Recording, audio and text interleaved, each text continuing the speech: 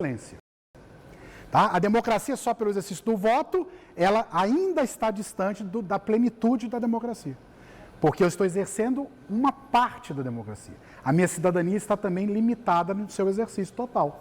E quando eu tenho espaço em que a administração promove, ela traz, ela fomenta, ela busca e permite essa participação, aí você tem a essência. Isso. Por isso que eu falo que é um case aqui de sucesso, que com certeza vai ter muitos bons frutos, ok? Bom, então eu estou querendo falar disso aqui por conta de onde vocês vão buscar apoio. Falei do primeiro caso aqui do PPL de Oiloa, né? Eu vou passar os contatos, as pessoas, vocês vão sair daqui com um manualzinho de suporte também, viu? Outro problema que o Conselho acompanha e que dá algumas falhas, vocês vão ver no exemplo que nós vamos trazer, as etapas do procedimento licitatório. Licitação. Então, lá na área da saúde, principalmente saúde, muito comum, porque você tem muita compra de medicamentos e tal, procedimento licitatório para adquirir o bem ou serviço, né?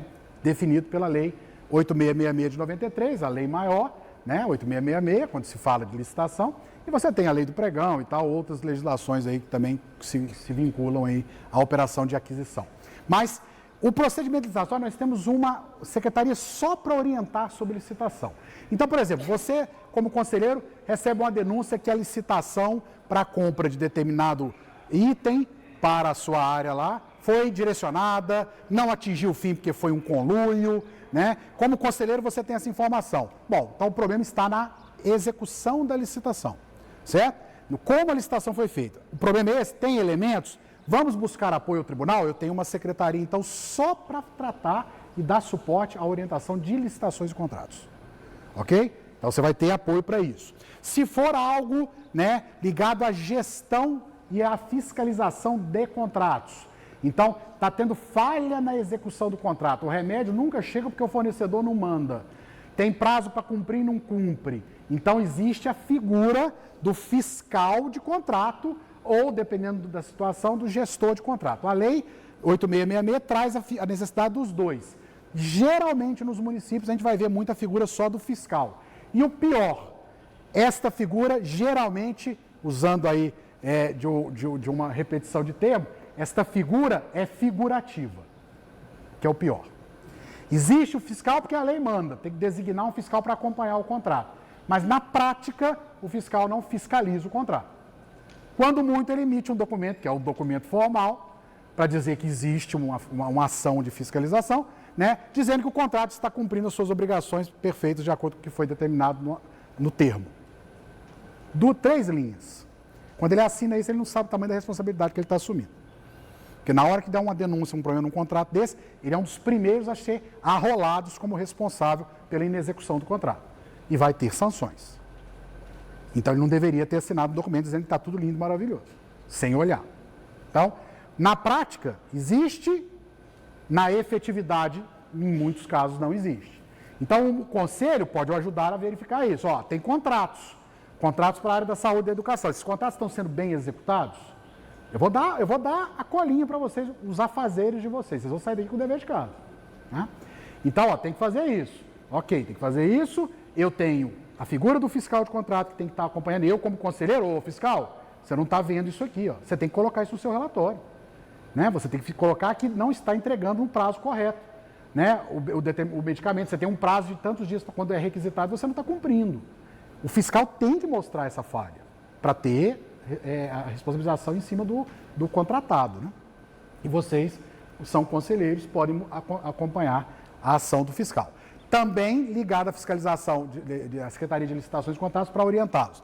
E a gente tem os principais pontos, os problemas da gestão como um todo.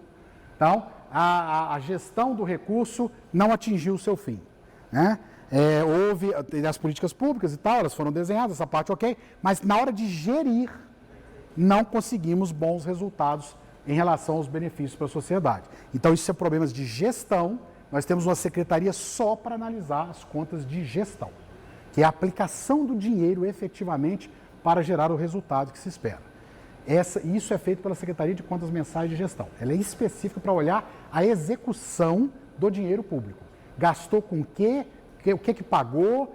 O que empenhou? Né? O que pode ter gerado de resultado ou não? Com relação à aplicação do dinheiro público, está nas contas de gestão. Tá? Então, é aquilo que a gente falou para vocês, pode haver um julgamento em que a gestão foi regular, a gestão do recurso foi regular, mas não foi boa.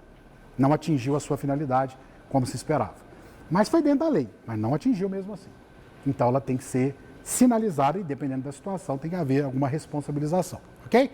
Vocês têm este apoio de áreas do tribunal, dentre as outras também, atos de pessoal, como eu falei, e eu vou mostrar essa estrutura todinha para vocês na sequência. Então, vamos juntar as nossas engrenagens, conselhos e TCM. Poderia botar o nome em qualquer uma das duas aqui. Aí tem gente que fala assim, o TCM é maior, é o amarelo. Se a gente falar do grau de importância de resultado, se bobear, o amarelo tinha que ser o conselho. Só para vocês entenderem como é que a gente consegue enxergar isso do lado de lá. Sabe por quê? Porque vocês estão na localidade, vocês estão no município, aonde as coisas acontecem. Nós não estamos aqui. O máximo que a gente consegue ter contato é uma denúncia, chega uma denúncia com evidências para que o tribunal possa atuar. Por exemplo, uma licitação fraudulenta, né, que foi desenhada para poder desviar um recurso público, e aí chega uma informação ao tribunal com alguma prova evidencial. O tribunal pode analisar e, dependendo da situação, expedir uma cautelar, uma medida cautelar, bloqueando a continuidade do procedimento licitatório, para proteger o recurso público. O conselheiro avalia aquele material que chegou na denúncia, pede para levantar as primeiras informações e, dependendo deste conjunto probatório, ele expede uma medida cautelar para bloquear, para não deixar avançar e ter a perda do recurso. Isso o tribunal pode fazer. Mas quantas situações que na prática vão acontecer dessa forma? Você vai ter várias situações, infelizmente, de má aplicação do recurso, em que a informação não chega no tribunal para que ele possa agir antes do dinheiro ser gasto. Agora, quem está acompanhando isso no município é a gestão municipal com os órgãos de controle dentro do município. Dentre eles, o Conselho Municipal, os conselhos municipais. Então, entendam essa importância, porque vocês estão aqui no dia a dia. Se vocês se reúnem periodicamente, como é a proposta, que nós vamos mostrar para vocês, dentro de uma agenda, né, de afazeres para o Conselho, você pode evitar danos deste quilate que eu estou falando aqui para vocês. E ajudar muito a administração a cometer equívocos quando a gente não tem a questão da intenção, né? Como que essas engrenagens se encontram para fiscalizar os recursos públicos, TCM e conselhos? Como essas engrenagens se encontram? Bom, vamos entender isso aqui, ó. É uma mão de duas vias, conselhos e TCM, certo? Vocês aqui reunidos, nós de lá com uma estrutura que eu vou mostrar para vocês agora. Isso tem que acontecer, ó, isso aqui, ó. Quando você, atenção porque eu vou falar, quando você, atuando como conselheiro, produzir informações e documentos pelo conselho, der suporte ao tribunal com esse conjunto de informações e documentos, você tem o direito, e a partir do momento que você tem o direito, o tribunal passa a ter o dever. Isso é como se fosse contabilidade, um deve, o outro tem o direito, né? É o inverso do raciocínio. Quando você passa a ter o direito de ter resposta à sua informação, o tribunal passa a ter o dever de informar. Então, se isso não acontecer com a qualidade que deveria, vocês têm todo o direito de pontuar, de questionar, de abrir um chamado ao tribunal para saber uma posição sobre determinada ata que foi na prestação de contas, ou sobre uma denúncia que vocês levaram ao conhecimento do tribunal, vocês têm todo o direito. E, por conseguinte, o tribunal tem todo o dever de responder. E se não responder, eu não queria estar na pele do servidor que não der satisfação a vocês, não, porque o nosso presidente atual não perdoa isso. E pela essência da missão institucional do tribunal. Jurisdicionado, que são os gestores, as prefeituras, os conselhos, aqueles que operam com o tribunal, precisam ter resposta. Essa é a preocupação principal da atual presidência do Tribunal de Contas. Tá? Precisa ter resposta. Então, se não tem, eu hoje exerço uma função de chefe de gabinete da presidência. Podem me procurar, porque eu vou apurar por que vocês estão sem resposta. Porque inclusive, essa é uma ordem que eu já recebi do meu chefe. Né? E faço ela com orgulho de fazer, porque eu sei que isso faz parte da essência do órgão de controle. O órgão de controle que não dá resposta, ele já peca na essência da sua existência. Né? Eu vou levar ao conhecimento, veja bem, dar resposta não é fazer o que a pessoa quer. Tem uma diferença. Porque às vezes tem pessoas que fazem denúncias, o tribunal se posiciona dentro da norma técnica e a pessoa, mas eu queria que vocês fizessem assim. Não é bem assim também que a coisa acontece. Mas dar satisfação, aí é obrigação. Você não pode falar e ficar sem resposta. Aí não tem jeito, certo? Porque aí nós estamos furando com a nossa missão institucional. Bom, para a gente entender um pouquinho desse desenho, e nós já estamos chegando próximo da nossa, né, parte da concorrência. Hoje nós temos uma concorrência direta, né? Está esperando ali? É ali, doutor? É? Estamos chegando, aguenta aí. Estamos chegando. Para poder fazer isso aqui funcionar, a gente tem que entender um pouquinho da lógica do papel do Tribunal de Contas. Então a gente tem que entender que num município nós temos dois poderes constituídos com a operação do recurso municipal. Poderes constituídos dentro da estrutura administrativa do município. Aí a pessoa vai dizer, uai, Zanzoni, mas e o poder judiciário? Não são 3 poderes? São. Mas o poder judiciário, ele não é bancado, ele não é financiado com o orçamento do município. Ele é um órgão estadual que opera na comarca daquele município ou daqueles municípios, ok? Então, só para a gente deixar isso claro. No município, o recurso público municipal, o tesouro municipal, tem que financiar esta estrutura administrativa, Poder Legislativo e Poder Executivo. Acredito que todos conheçam bem isso. Eu só falo essa questão do Poder Judiciário, porque tem muita gente que não entende isso. Acha que o Judiciário, que opera no município, também faz parte da estrutura da Prefeitura. Não é assim, né? Dentro do município, nós temos só 2 poderes constituídos e bancados com o orçamento do município, com o dinheiro do município.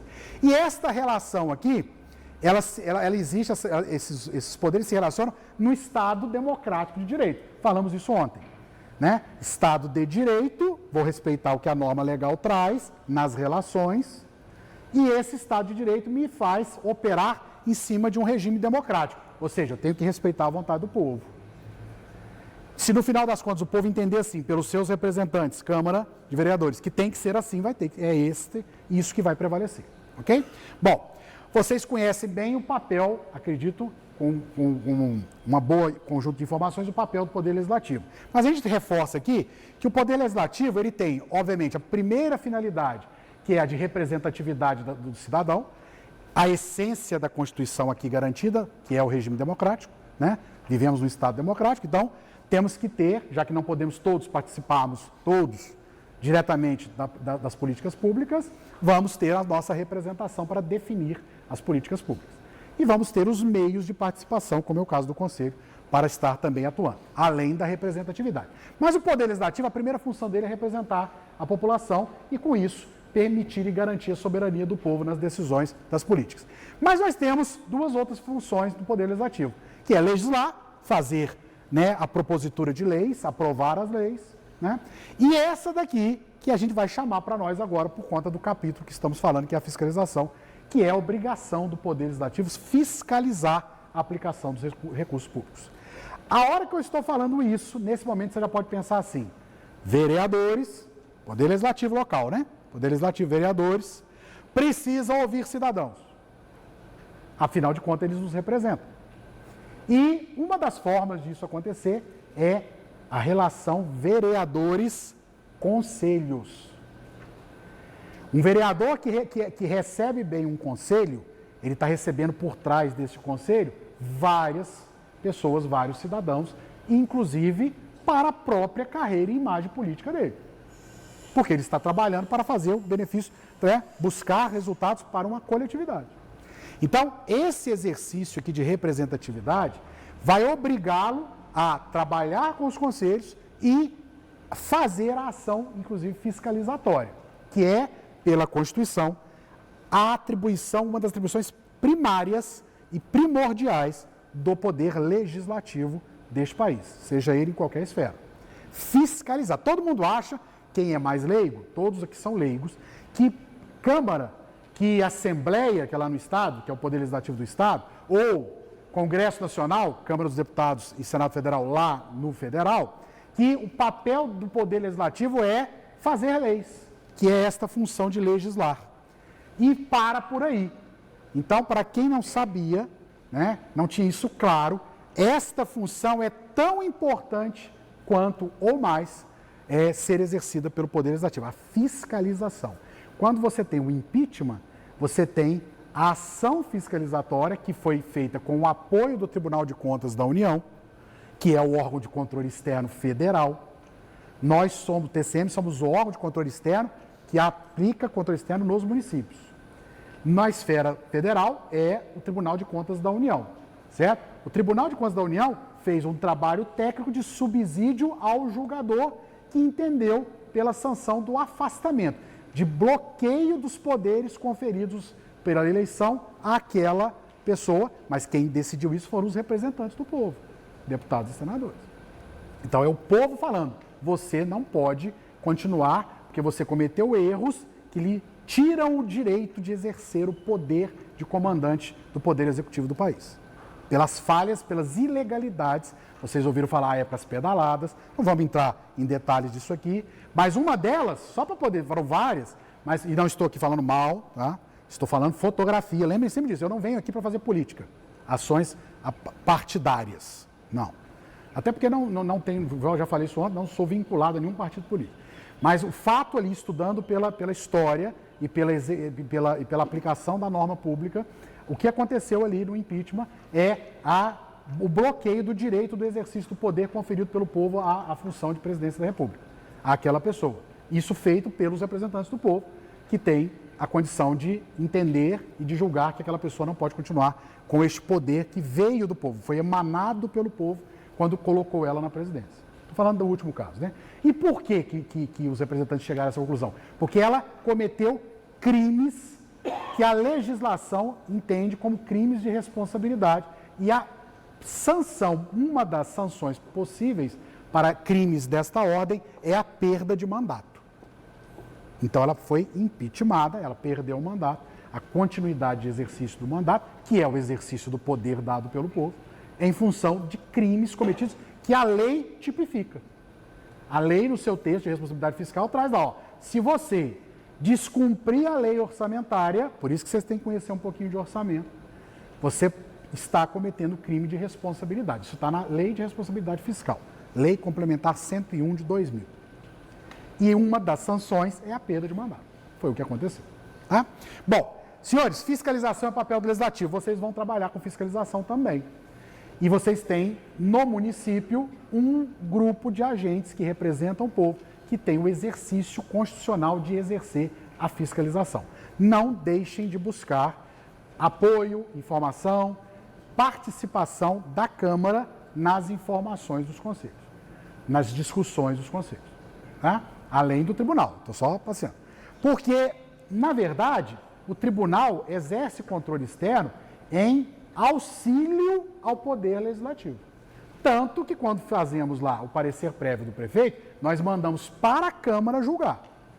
Na Constituição, vocês vão ver o texto agora, nós temos essa função, exercer controle externo como órgão que auxilia o poder legislativo do ente federado. Então, esta é a nossa função, seja dos vereadores, seja do tribunal. Nós temos que exercer controle externo. Está no artigo 70 da Constituição do Estado e no artigo, se não me engano, 35 da Constituição Federal. Tá? Isso é a nossa função constitucional, exercer controle externo. Aí vem a pergunta natural, o que é controle externo? Está na Constituição que eu tenho que exercer, eu, vereador, eu, Poder Legislativo, e eu, Tribunal de Contas dos Municípios, que sou órgão auxiliar do Legislativo. Eu tenho que exercer controle externo. O que é isso? Bom, controle externo está definido assim. Ó. Antes de falar a definição daqui, ó. Pegando o artigo 70, compete privativamente à Câmara, eu estou mostrando o papel de fiscalização do Poder Legislativo, exercer com o auxílio do Tribunal de Contas dos Municípios o controle externo das contas do município, observados os termos desta Constituição da República. Está aqui, ó, no artigo 70 da Constituição do Estado de Goiás. Estou mostrando para vocês, porque nós não vivemos o Estado democrático de direito, o Estado de direito definiu isso na norma legal. Nós temos que exercer nós quem? Câmara, com o auxílio do TCM. Nós temos que exercer controle externo. E o que é controle externo? Está aqui o conceito de controle externo. Está no artigo 25. Olha só. A fiscalização. Olha o que é a ação fiscalizatória. Exercer controle externo é fiscalizar. Por isso que eu estou falando para vocês. Câmara, papel primordial de Câmara também não é só legislar, é fiscalizar. Fiscalização.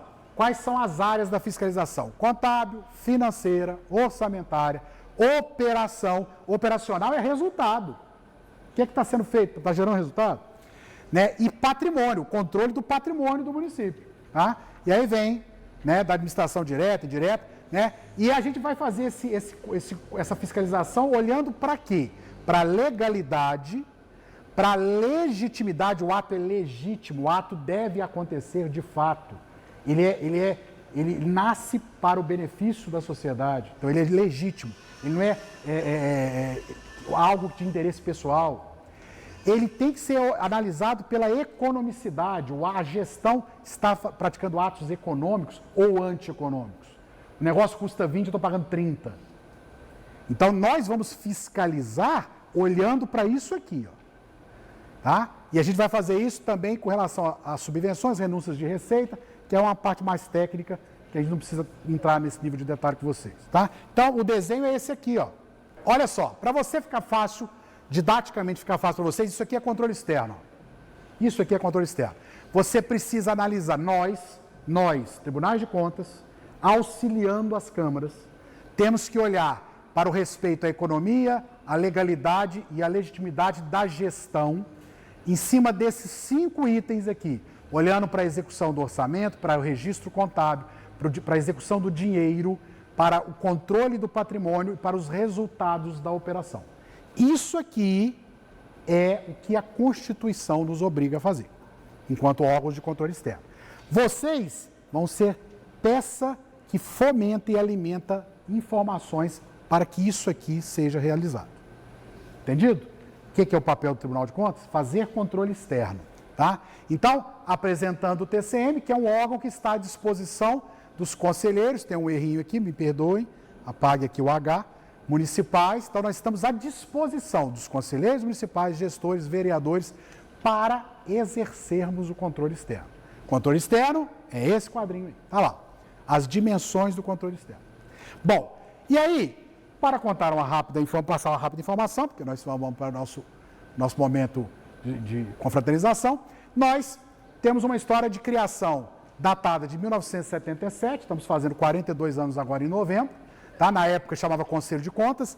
Nós temos que exercer o auxílio às câmaras municipais dos 246 municípios, acabamos de ver, para a área contábil, financeira, orçamentária, operacional e patrimonial. Este é a historinha.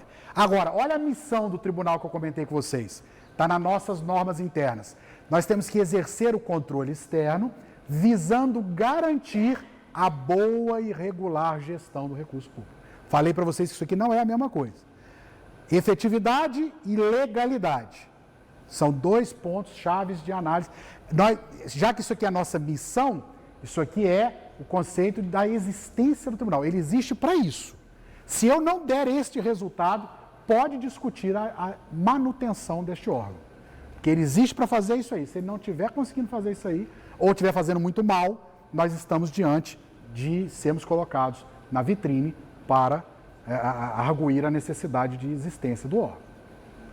Bom, e a gente vai acompanhar, garantir a boa e regular aplicação do recurso, gestão, né? Gestão do recurso, com vista à transparência, nós temos que trabalhar e fomentar a transparência da gestão e a melhoria da administração pública em benefício da sociedade. Então, tudo isso tem uma finalidade fundamental e principal, que é gerar resultado à sociedade. Por isso que ações de capacitação que vocês vão ter acesso, feitas pelo tribunal, vão cair aqui. Quando nós fazemos na Escola de Contas do Tribunal capacitações, é para aperfeiçoar a administração, sempre visando o resultado final ser o benefício da sociedade. Isso é a nossa missão, existimos para isso. Ok? Bom, para você entender como é que é a prática, antes da gente parar agora, da relação do tribunal com aquele que usa o dinheiro público, nós falamos isso aqui e agora está esquematizado para te facilitar. Nós temos 3 instruções normativas. Se você quiser escrever aí, ó, IN é instrução normativa. Essa instrução, ela normatiza como que os gestores e como que os prefeitos vão prestar contas para o tribunal. Então, se você quiser saber como, é só você entrar no site do tribunal, legislação, tá? Lá na primeira aba, lá tem em cima, legislação. Aí, instruções normativas, aí você vai pelo ano e vai pegar essas 3 aqui, ó. A 8, a 9 e a 10 de 2015 regula como que os gestores e como que os prefeitos têm que prestar contas ao tribunal, tá? Está normatizado. Por que está normatizado, Zanzoni? Porque vivemos no Estado de Direito. Vale o que a lei fala para fazer, como tem que fazer. E a lei dá suporte ao tribunal expedir normas. Então, a nossa norma está respaldada na lei orgânica do Tribunal de Contas, que, por sua vez, está respaldada na Constituição do Estado. Como é que isso acontece, então? Olha só para vocês verem. Os gestores, que vocês vão amanhã acompanhar a gestão, por isso que a gente falou que o elo, a palavra-chave que liga conselho ao tribunal é a gestão. A gestão dos gestores que vocês vão acompanhar, né, que são gestores da saúde, educação, Fundeb, FMS, Previdência, né, do Legislativo, que também tem a gestão do Legislativo, né, e das secretarias em especial do governo do município, todas elas, Secretaria de Turismo, Assistência Social, os gestores, não é o prefeito, gestores que autorizam a despesa pública da sua pasta, eles prestam contas mensalmente ao tribunal. Mensalmente. Sabe quantas prestações de contas o tribunal recebe por mês? Todo mês? 2.075 prestações de contas. Você imagina isso todo mês chegando, 2.075. Mas como é que então isso é feito? Não é papel, é tudo eletrônico. Vem toda a informação em formato eletrônico para nós. Nós recebemos isso dos arquivos, tudo os dados são verificados na entrada para ver se não tem erros. Então, eles são, uma vez passado por esse crivo, eles são aceitos e a prestação de contas está disponível para análise dos auditores, todo mês. Quando chega no final do ano, mês de dezembro, os jurisdicionados, os gestores, precisam apresentar o eletrônico e aí sim, uma única vez no ano, ele apresenta a documentação que está descrita na norma, ela apresenta a documentação física também da prestação de contas de dezembro, que vai fechar o ano. Tá? Esse prazo aqui para apresentar os documentos mensais é de 45 dias após o encerramento do mês. Então, terminou fevereiro, o município, o gestor, né, o gestor tem 45 dias após o último dia do mês para apresentar os arquivos eletrônicos de prestação de contas de fevereiro. Então, ele vai até 15 ou 14, né, dependendo, porque março é 31, ele vai até 14 de abril. Ele tem até 14 de abril para apresentar a prestação de contas da gestão de fevereiro. Todos os órgãos de todos os municípios têm que fazer isso, todos os meses. Contadores, geralmente, que fazem toda essa organização de informação, certo? Tiram as informações da contabilidade e mandam para o tribunal, né, junto com outras informações que o tribunal